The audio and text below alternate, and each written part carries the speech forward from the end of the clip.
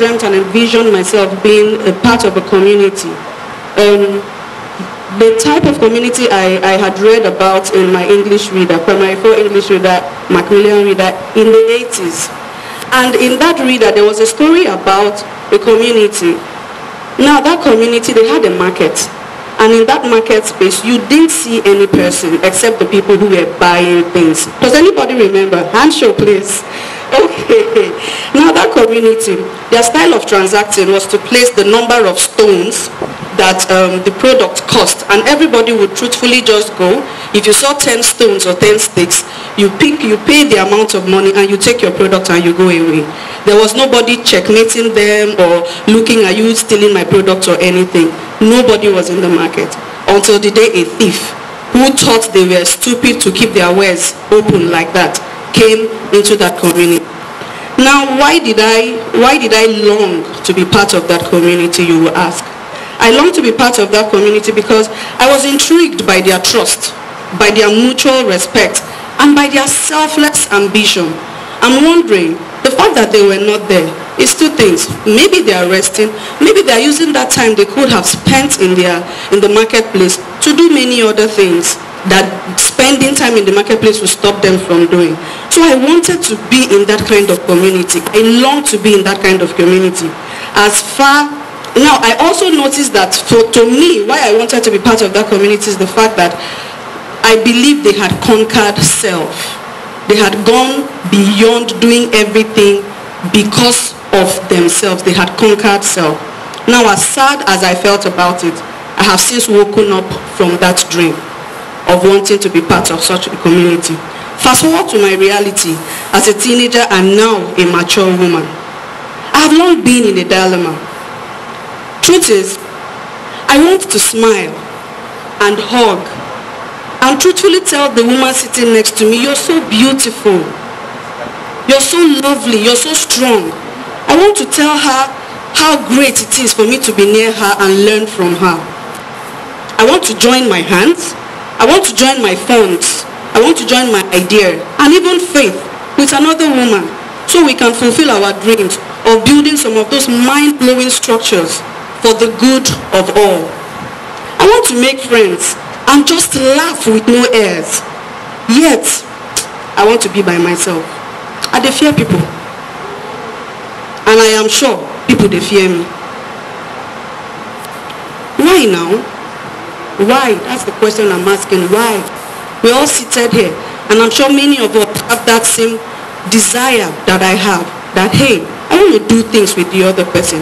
Why are we so afraid of doing things with each other? There seems to be this tall, invisible wall that stands beyond any of our reach, causing us to cower whenever we try to work together, totally eliminating the possible fusion of dreams of building together. Truth be told, we're talking about building bridges and not walls. If we were to build these bridges we long to build, I believe we have to start with the conscious reconditioning of our minds. We must first believe that it is possible to even build this bridge. We must first believe that what we plan to venture to is a possibility. We must uphold the importance of some common truths that will help in this reconditioning process. We must speak the truth. What is the truth, you ask me?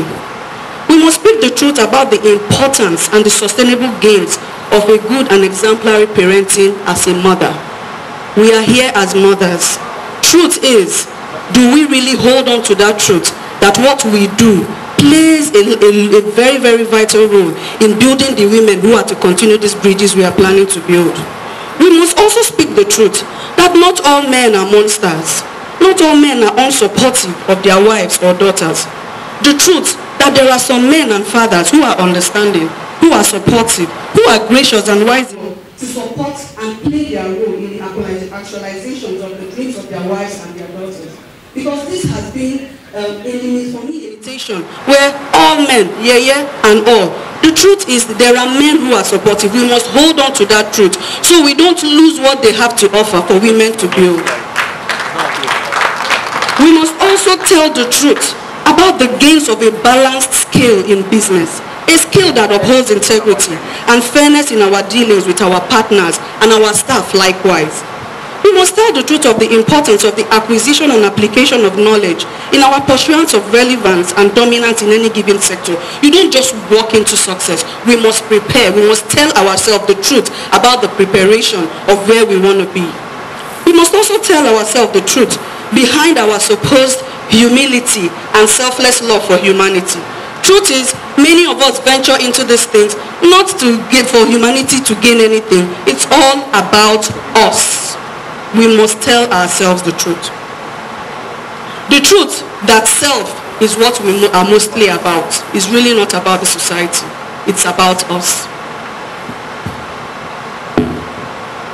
We must, personally, I see these bridges that we long to build.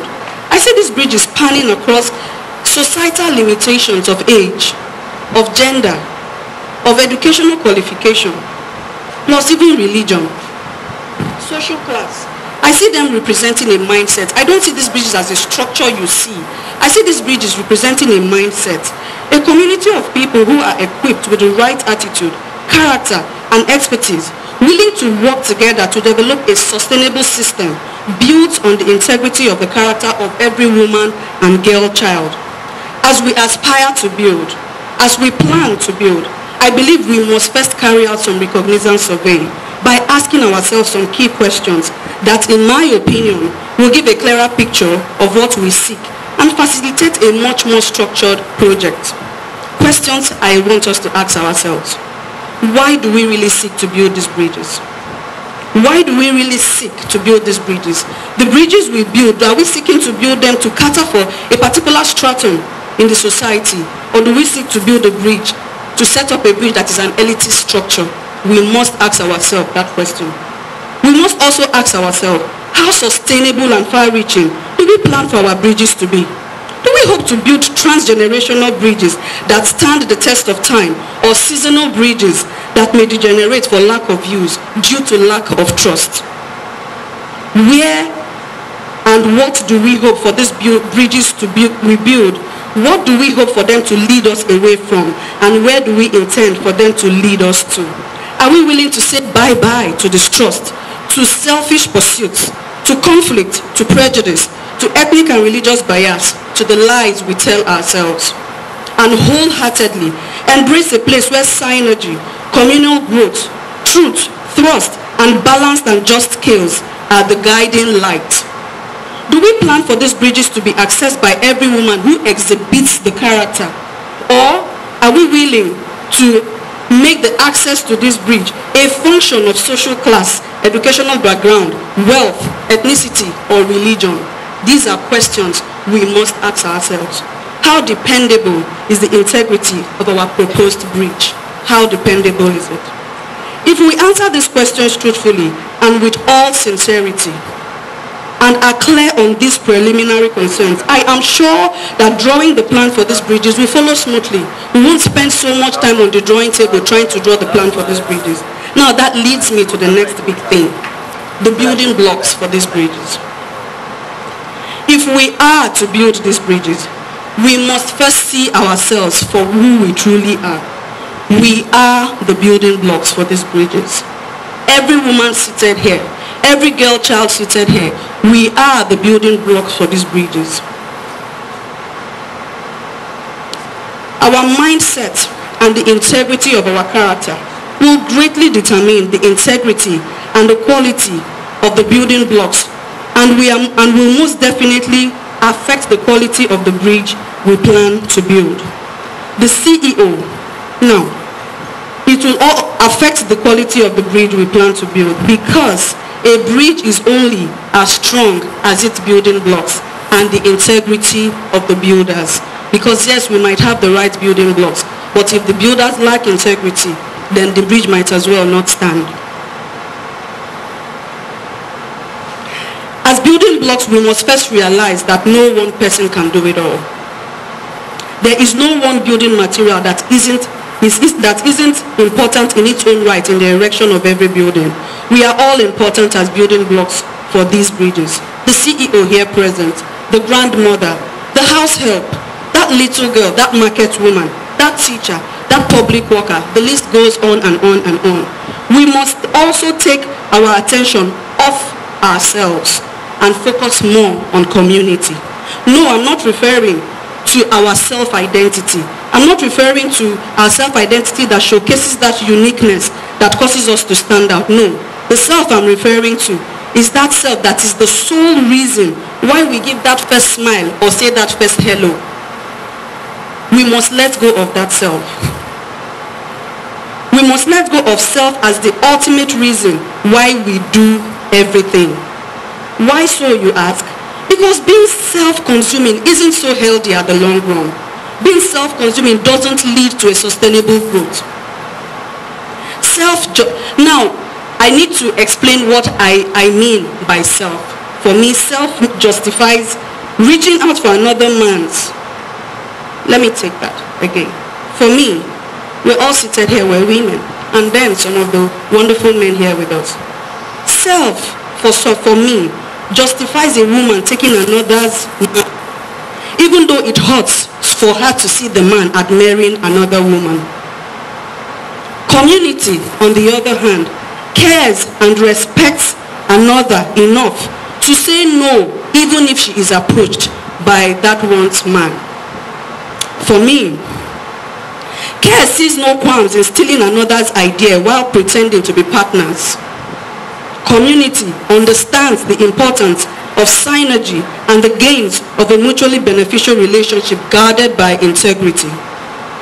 For me, self sees nothing wrong in awarding a contract to a novice for personal favors and financial gains, even though there is a more suitable company for the job. Community understands the need for the proper use of public funds by an experienced and capable hand for the general good of the society. Self doesn't bat an eyelid when maltreating another's child, even though she would seek to understand her own child if the child were the culprit. Community sees every child for who they are, individuals who need to be guarded with patience and understanding, not forgetting the rod of correction. Self encourages a child to do whatever it takes to win the race. You must come first in your class. You must be the leader of the pack. I pray that you are the leader of everyone that is in your... No. Community teaches a child that life is not a competition. She educates a child on the importance of knowledge through hard or smart work and the values such as integrity, tolerance, patience, and excellence. Self judges another unworthy of her son or her brother because of a delay or an inability to bear a child, even when she knows the problem lies with her brother or her son. Community seeks to understand the peculiarity of every situation and proffer solution and uphold honor.